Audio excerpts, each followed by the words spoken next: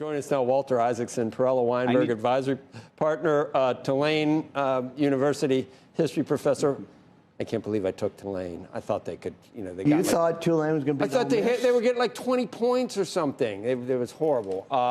And Elon Musk, biographer and a CNBC contributor. We're going to talk about Tulane now. Yeah, because you immediately sat down and said, "Don't ask me anything about El Salvador. I don't know anything about El Salvador. All I know about they just like Bitcoin. You know that much about El Salvador, don't you, President?" Anyway, Walter, it's good to see you. Good, Joe. So Delaware, I mean, I think this is things coming home to roost in the right way. Meanwhile, he's almost a trillionaire.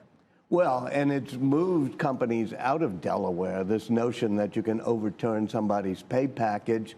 It's interesting that the Delaware court restored it. The weird thing about Musk, we're talking about Elon Musk's pay package for those of us who haven't been following this, is that Musk, it's almost like points in a video game for him. He may become the first trillionaire ever, but it's not because he likes buying yachts and islands and vacation homes. It's because he's almost addicted to scoring the points. And that's what he's done with his new pay package and getting the Delaware Supreme Court, I guess it was, to restore the old one. Because he obviously... Has he bought a yacht yet? I don't think that not his thing. I remember when I was writing about him, this little 2-bedroom house in Boca Chica. And so I don't think his thing is to spend money on himself. It's like he's an avatar in his own video game, and he wants to rack up the points and get to each new level. He also, though, more seriously, especially when it comes to Tesla, really wants control, meaning for him at least 24-25%, because he thinks it will be an AI company. And one of the things he's doing that to me is interesting is it's AI that's physical AI, real world AI.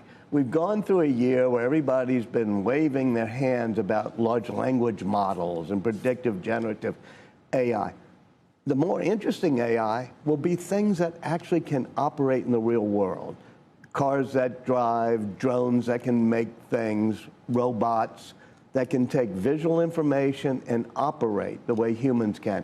That's going to be the next wave of AI. That's where he sees Tesla's future.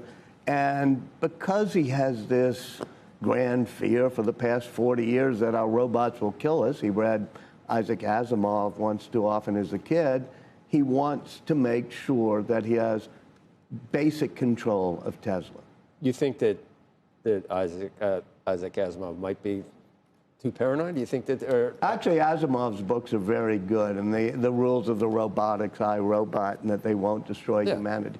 Turns out pretty much okay, but it certainly put some fear in Musk. We don't need to talk about El Salvador, but it was in relation to the news that we just had from Jerry Cardinal. And what do you make of that? What do you think's right? I don't know, Andrew. You love talking to Walter. You guys are like soulmates. You're authors. Yeah, we're authors. Hey, he is #1 author. I'm like number 6. You've been #1 before, haven't you? Yeah, it's only one way. When I was young. Only one way to go. Exactly. From #1. Downhill. But I'll answer by taking the question you asked. When you have to ask the question, is your regulatory path better because you've got a cozier relationship with the President of the United States? Now, maybe the answer is yes or no, but that's the question that keeps coming into people's minds.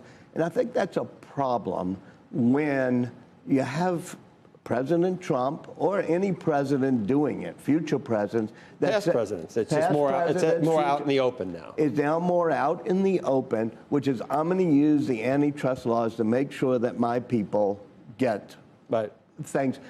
You're asking it. I don't know the answer, but I suspect the answer is yes. What was Lina Khan's rationale for wanting to block everything? Lina Khan's rationale, and some but it was Biden-inspired, was it not? Right. But just like a lot of Republicans, they believe strongly in antitrust, and you got to have more competition. I don't know if it was Biden, but whoever was running the administration at that point. Andrew? Hey, Walter, well, 2 things. One, just a side note from that interview we just had with Jerry, which is my understanding is that he misspoke on one issue, which we should just point out, which is that Paramount has now extended the tender offer date to January 21st. So it's not January 8th. I believe he said the 8th on the air. But if you look through the filing, it is January 21st, and that was something that is new and part of this. So just as a side clarification here.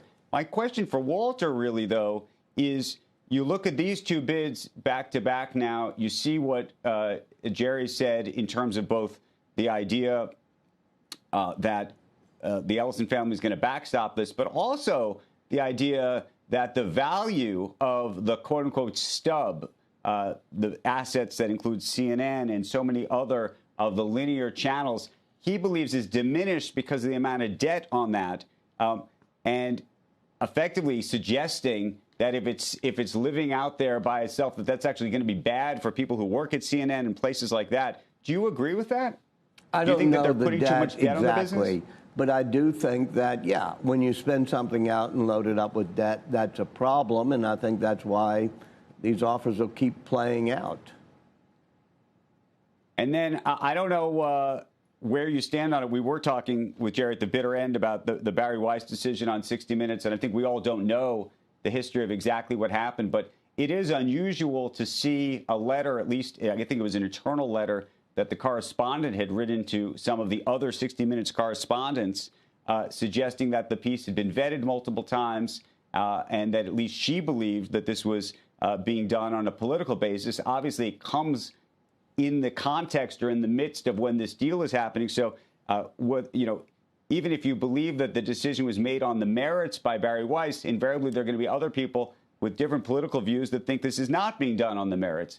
And given somebody who's run a news organization, how do you run it then? But it also comes after those on the right and Trump supporters said nothing has changed at 60 Minutes. That was out a couple of weeks ago, again and again and again, that even after the fine and that Barry Weiss and all these purported changes, that nothing had changed, and it's almost like, okay, it's almost like succumbing to that criticism and then pulling it. But I'm arguing your side of things, Andrew.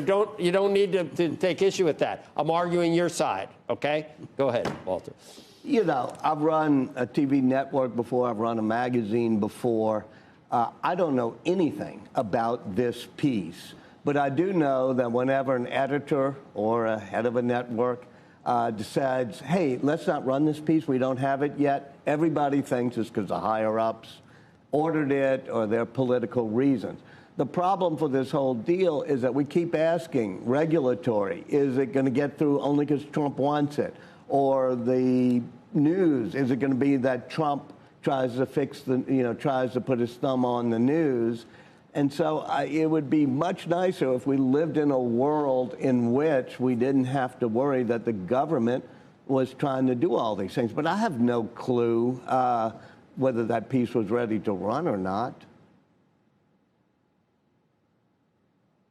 Fair enough. That's completely, I think, a fair way to think about it. The thing, though, that I wonder about, and Joe and I have been talking about all morning.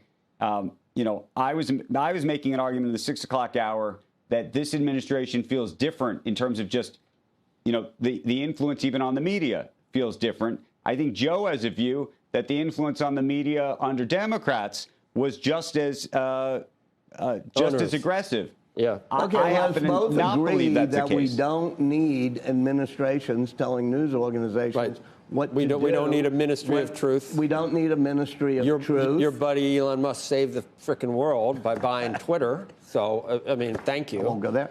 But I do think that we are seeing more, Joe, of the notion that the government is pushing into editorial decisions that are being made, including the type of lawsuits he's thrown up and saying, if you don't settle the lawsuit, you're not going to be able to proceed.